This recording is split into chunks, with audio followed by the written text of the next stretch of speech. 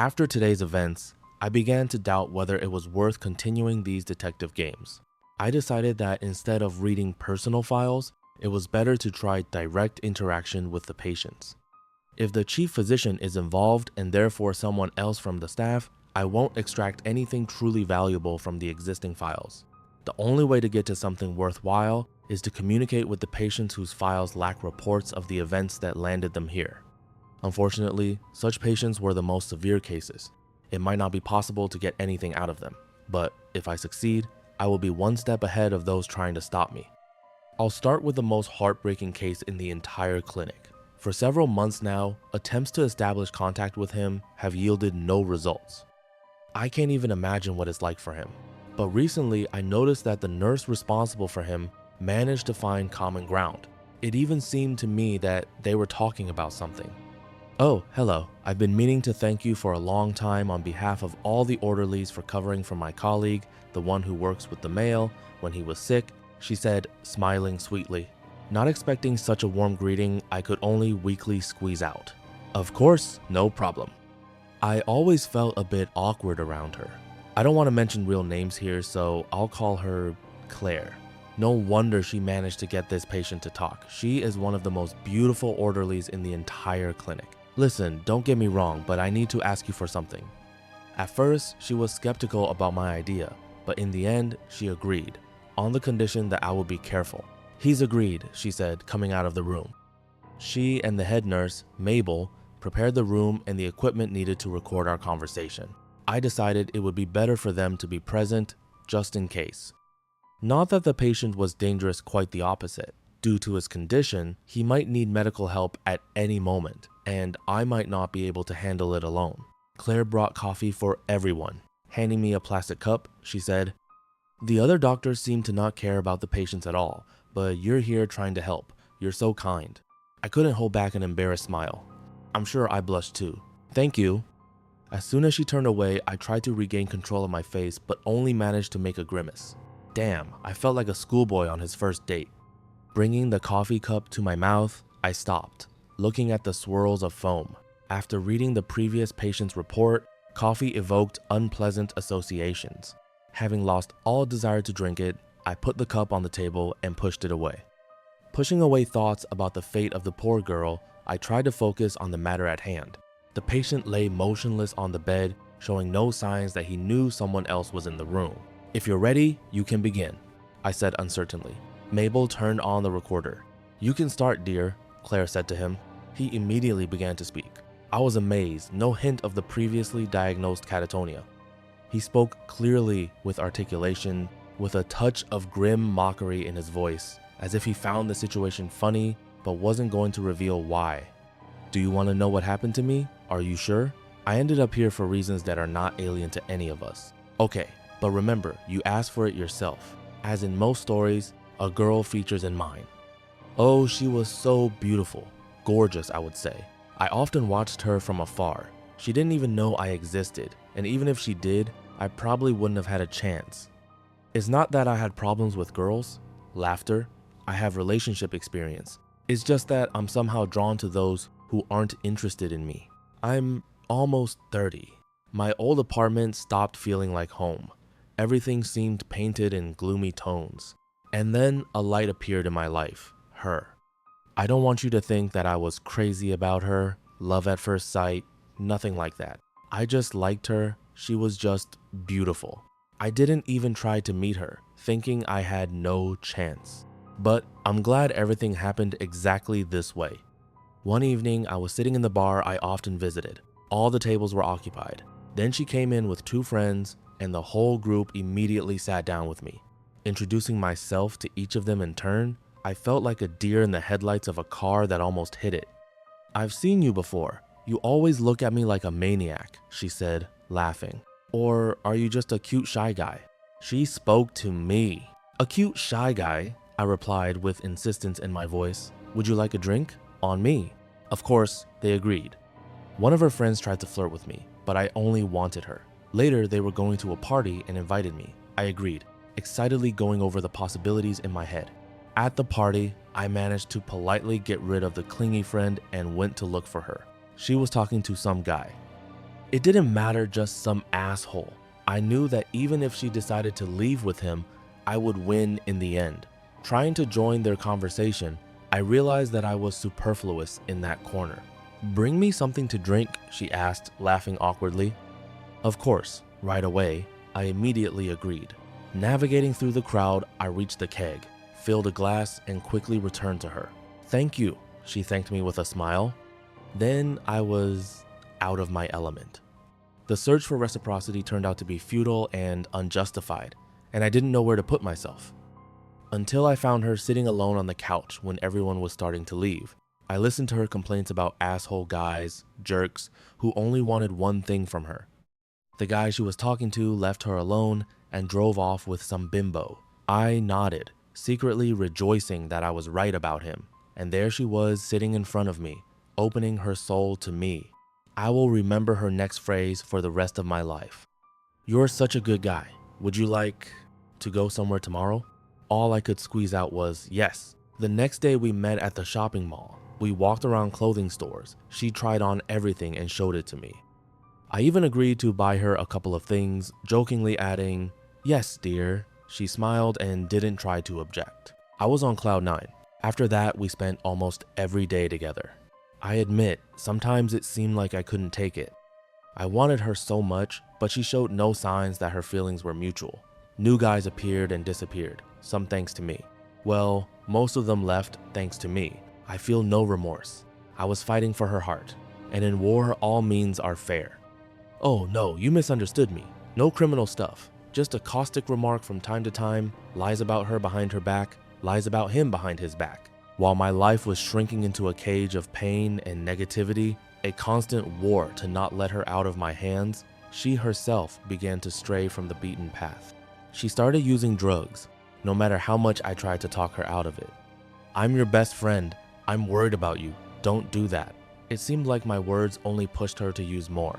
At least she stayed away from the heavy stuff, only things that wouldn't affect her appearance or social status. In the end, I decided I couldn't take it anymore. I came to her house and confessed my endless love, poured out everything that had been boiling inside me. "I'll do anything you want," I said, feeling a mountain lift from my shoulders. She clearly didn't like it. She even got angry, but a couple of minutes later she came back into the room and asked, "Anything?" She said that I just needed to prove that I was ready to do anything for her, and perhaps she would love me. I promised that I would do anything she asked. The next few months, I fulfilled her whims, bought her everything she asked for. I got a second job to give her more money. She constantly promised that she would reciprocate. Meanwhile, she enrolled somewhere, like in graduate school, and she always answered questions about it evasively. I gave her as much money for her studies as I could afford. Her emotional state worsened. She became gloomier and more irritable every day.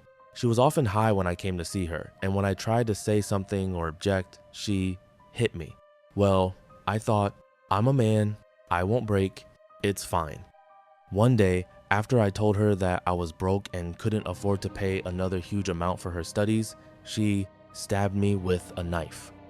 After that, we broke up for a while. My world seemed to collapse. In a fit of rage, she screamed that she had almost fallen in love with me. We were so close, I returned to her with a bouquet of roses and a check. To pay for her studies, I had to take out a huge loan. She welcomed me with open arms and even kissed me on the lips, which she had never done before. "Anything," she ordered. "Anything." I agreed.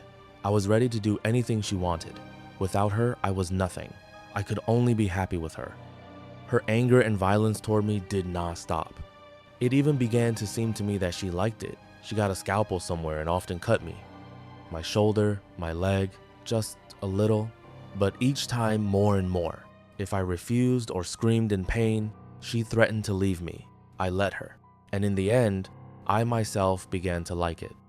After each time, we became a little closer. Once, we even kissed for a long time while blood was streaming from my hand.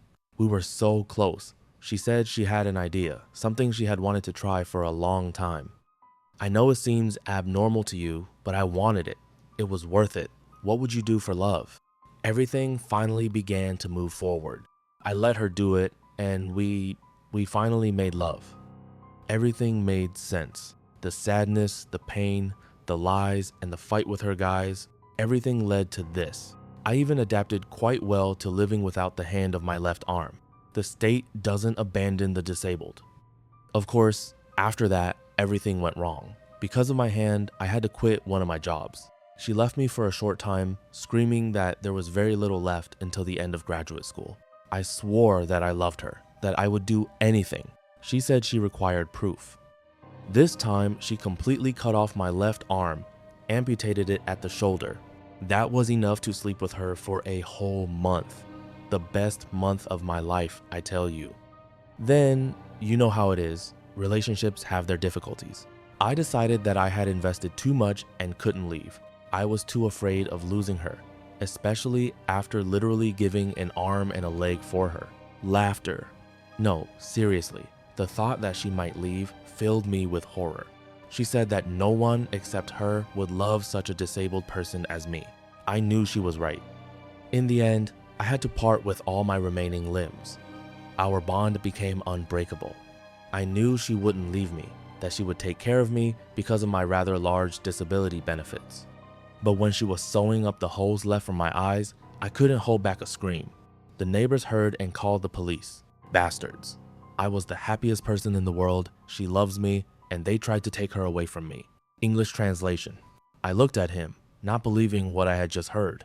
I couldn't even imagine how he had come to this blind, without arms or legs, just a torso, head, and mouth. Now that I know, I can't believe it's possible.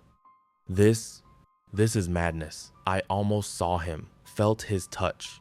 Not just an illness or an imbalance of substances in the body, but the human essence pushed to the limit needs, desires, passions.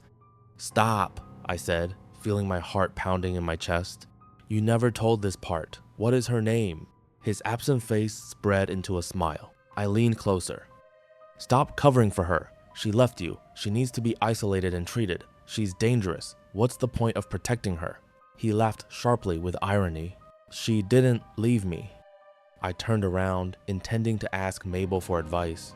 She was lying unconscious, with coffee stains on her shirt. My body reacted before I realized I was in danger. I heard a high-pitched scream. In one motion, I turned and jerked back, dodging the electroshock clamps that Claire attacked me with from behind. They stopped literally centimeters from me. A spark ran across them. She tried to attack again. I pushed the food cart into her and managed to knock the clamps out of her hands. They fell to the ground and she attacked again. I barely dodged something shiny silver, but I couldn't stay on my feet. I tried to crawl away, but Claire pounced on me again, and a scalpel stabbed into my left arm. Fuck! I exclaimed, feeling a surge of rage and adrenaline. I pushed her with animal force, slamming her back against the wall. I swung for a punch, but stopped when I saw her collapse unconscious to the floor. English translation. I tied her up and bandaged my arm. Fortunately, due to its sharpness, the scalpel passed through without serious consequences. After checking on Mabel, I made sure she was okay, just unconscious from the sleeping pills that Claire had apparently slipped into our coffee. The room looked like a battlefield, traces of blood, scattered medical instruments. The patient was crying and screaming, calling for Claire. I admit I couldn't maintain my composure. I was shaking and a few tears fell from my eyes. I was in complete confusion. I didn't know what to do next. I had just been almost killed. I was afraid to even imagine what she would have done to Mabel if I had drunk that damn coffee. Just think, I survived only thanks to the story of the previous patient. The events that followed blurred into one unclear spot. In the end, I found myself in the chief physician's office, full of righteous anger. I want to know what's going on here, I demanded. How could we allow this? How could Claire work here right under our noses for so long? Even I. What? He asked, turning his head slightly. Even you, what? I'm calling the police, I replied. The corners of his mouth lifted in a slight mocking smirk. He waved his hand toward the phone. Go ahead, call. I reached for the receiver. You won't call the police, he continued. Do you know why? He fell silent, apparently waiting for an answer. Why? I asked. He immediately continued speaking, almost interrupting me, even though I had said only one word. Because you yourself behave no less strangely than the patients. You don't sleep at night, you read personal files, you're convinced of a conspiracy. You take patients' stories on faith without evidence. I started to feel slightly nauseous. You are different from them, he continued in a soft voice. Only in name. One word: insanity. And no one will take you seriously, no matter what you do. You won't be able to get out of here. His words almost affected me, almost. That's just ridiculous. I won't let you just put me in a straitjacket. They'll believe me, I'll get out. He turned in his chair and sat for a while with a frozen gaze, thinking, perhaps. You're smart, I can't deny that. But let's look at it from the other side. You call the police, they close the clinic, we all lose our jobs, and you forever lose any opportunity to work in this field. I slammed my healthy hand on the table. I don't care. He sighed, but continued to smile. Okay, I believe you. You're a man of principle and smart. I won't threaten you anymore. On the contrary, I have a proposal. If the clinic is closed, you will lose access to the patient's personal files and to the patients themselves. You will never be able to uncover this conspiracy of yours. I removed my left hand from the phone, taking a deep breath from powerless rage. His smile widened. Good boy. I genuinely hated him, but he was right. I wasn't going to leave these people to their fate. English translation. A few hours later, I stood outside the isolation room where Claire had been placed, looking through the window in the door. A clinic employee in a straitjacket. It was still hard to believe. She was moaning in the room, begging to be let out, promising that she would love me. She had noticed my interest, knew that I was not indifferent to her. Madness is an unusual phenomenon, said the senior doctor standing next to me, my immediate superior, whom I considered my mentor, older but younger than the chief physician. He had long become someone I could always rely on. What's going on here? I asked, feeling despair approaching. Have you seen anything? Noticed anything? Suspect anything? He continued to look at the window in the door. I've always liked you. I'll give you some advice. I hope you take it seriously. He turned to me. There are already almost 8 billion people in the world. Even by rough estimates, the number of those who cannot live in society, the number of the sick, cannot help but grow. Every day, they invent new ways to lose their minds, moving further and further away from what society considers normal behavior. He moved away from the room, and I followed him. Resources, meanwhile, are not infinite. He continued. Society is willing to allocate less and less for the maintenance of the sick. The number of the sick is growing and there is less and less money. I think you get the idea. My eyes narrowed. I wasn't sure I understood where he was going, but I didn't interrupt. If I were in charge, well, let's put it this way. Some patients are dangerous or unable to function independently. Some, again, based only on the results of statistical calculations of chaotic distribution, the madness of some patients is carefully balanced and stable, at least enough to make them harmless or even useful. So if I were in charge and needed to solve this problem, I would put these patients in charge of the others. I was becoming more and more uncomfortable. I rarely heard anything so dark and vague from him. What do you mean? Do you think the chief physician knew about Claire? He raised his hand. I didn't say anything of the sort. English translation. He quickly walked away, leaving me alone.